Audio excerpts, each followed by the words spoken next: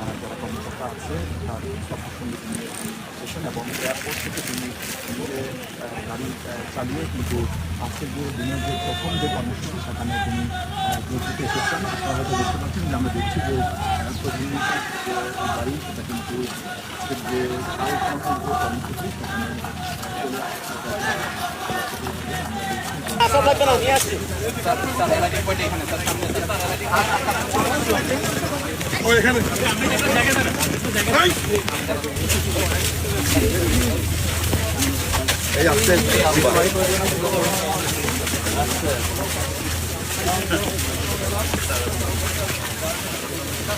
এই খালটি স্যার কক্সবাজার সদর উপজেলার 2টি ইউনিয়ন এবং রামু উপজেলার 1টি ইউনিয়নের মোট 15টি গ্রামের কৃষকদের সেচ প্রদানের ক্ষেত্রে গুরুত্বপূর্ণ ভূমিকা পালন করে স্যার। 15টি উপজেলা, 15টি ইউনিয়ন, সদরের 2টি ইউনিয়ন, রামুর 1টি ইউনিয়ন, মোট 15টি গ্রাম গ্রামের কৃষকদের সেচ প্রদানে গুরুত্বপূর্ণ।